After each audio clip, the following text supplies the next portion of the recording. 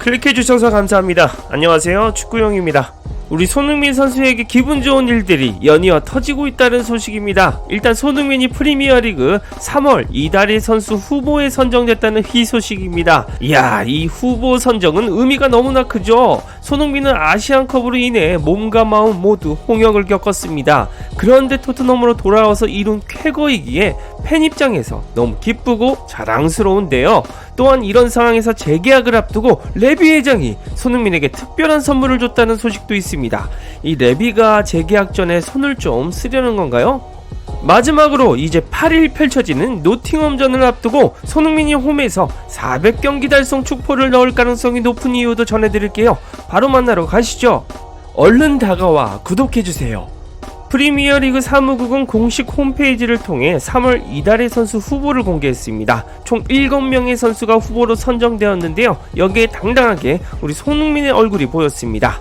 뉴캐슬의 이삭, 첼시의 팔머, 리버풀의 맥알리스터, 플럼의 무니즈, 본머스의 세메뇨, 아스날의 화이트, 그리고 토트넘의 손흥민입니다. 모두 3월 한 달 뛰어난 활약을 선보인 선수들이죠.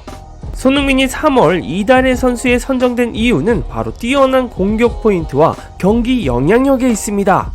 손흥민은 4경기에서 3골을 넣고 2개의 도움을 올렸습니다. 골잡이의 역할 그리고 도우미의 역할 모두 수준급의 실력을 보여줬죠. 게다가 그 영향력도 대단해서 4경기에서 3승 1패라는 뛰어난 성적을 거뒀습니다. 토트넘 입장에서는 손흥민이 있고 없고의 차이는 천지 차이입니다. 프리미어리그 공식 사무국은 손흥민을 선정한 이유를 어떻게 밝혔을까요? 손흥민은 5골에 관여했다. 이는 3월 최다 공격 포인트다. 크리스탈 팰리스와 홈경기에서 골을 넣었고 루턴타운과의 경기에서 후반전 결승골을 넣었다. 토트넘이 4위권 경쟁자 아스톤빌라에 4대0으로 승리할 때 1골 2도움을 기록했다라며 손흥민을 뽑은 이유를 설명했습니다. 이 7명의 후보 중에서 손흥민이 선정될 가능성이 높은 이유는 전문가들의 평가가 엄청난 호평 일색이었다는 점입니다. BBC에서 활동하는 시어러와 가스크룩스는 이미 손흥민에 대한 극찬 세례를 남긴 바 있습니다. 시어러는 아스톤빌라가 손흥민을 감당할 수 없었다. 그는 1골 2도움을 기록하면서 자신의 클래스를 보여줬다고 찬사를 보냈습니다. BBC의 가스크룩스는 손흥민이 없었다면 토트넘은 침몰했을 것이다. 토트넘은 일관성이 없는 팀이지만 손흥민은 유일하게 꾸준한 선수다 라고 칭찬했습니다. 맞습니다. 토트넘은 한 경기 잘하고 다음 경기는 못하고 정말 일관성이 없습니다. 그 와중에서도 손흥민은 꾸준한 실력과 공격 포인트로 고군분투 중입니다. 동료들의 지원을 받지 못하는 상황에서 이뤄낸 성과입니다. 손흥민은 지금까지 이달의 선수상을 4번 수상했는데요. 손흥민은 2016년 9월, 2017년 4월, 2020년 10월 이달의 선수에 선정됐고 이번 시즌 9월 이달의 선수에 뽑혔죠. 이번에 손흥민이 이달의 선수에 등극하게 되면 5회 수상으로 반페르시에 루니, 살라와 동률이 된다고 합니다. 손흥민의 수상을 모두들 간절히 바라보고요. 투표는 4월 8일 오후 8시까지 참여 가능하다고 합니다. 이렇게 매경기 역사를 써나가는 상황에서 노팅엄과의 맞대결을 앞두고 손흥민이 뜻밖의 선물을 받았다고 합니다. 그것도 짠돌이인 레비 회장에게 받았다고 하는데요. 그 선물은 바로 손흥민의 클럽 400경기 출전을 축하하는 책을 선물로 줬다고 합니다.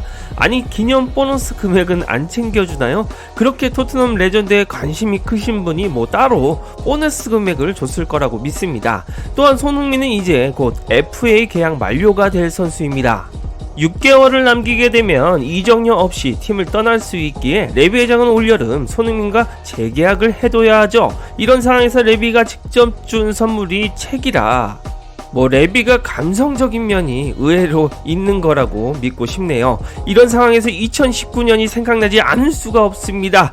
토트넘의 신구장 토트넘 하스퍼 스타디움에서 손흥민은 첫 번째 골을 기록한 역사적인 주인공이 되었습니다. 첫 번째 챔피언스 리그 골을 넣은 선수도 손흥민이죠. 따라서 이번 400경기 출전 이후 홈에서 맞이하는 노팅엄전에서 손흥민의 리그 16호 골이 기대가 되는 것도 당연한데요. 항상 새로운 기록을 앞두고 성과를 냈던 승부사이기에 더욱더 관심이 쏠립니다. 일단 우리 손흥민 선수의 간절한 바람인 챔스 복귀에는 청신호가 켜졌습니다. 경쟁팀 빌라가 직전 경기에서 1대4로 두드려 맞으면서 맨시티에게 패배했습니다. 필포드는 헤드트릭으로 빌라를 박살냈죠. 따라서 이번 노팅엄전에서 토트넘은 대박 찬스가 생긴 셈입니다. 여기에 손흥민의 400경기 출전 기록 이후 홈경기라는 사실은 더욱더 팬들의 기대를 부풀게 만듭니다. 게다가 토트넘의 상대 전적도 좋습니다. 최근 토트넘은 노팅엄을 상대로 2연승을 달리고 있습니다. 그리고 노팅엄은 현재 강등권에 근접한 리그 17위에 랭크되어 있는데요. 5경기에서 1승 2무 2패를 기록하면서 좋지 못한 페이스를 보여주고 있습니다. 그런데 그 1승이 최근 토트넘을 잡아버린 플럼이었다는 점은 조금 이색적입니다.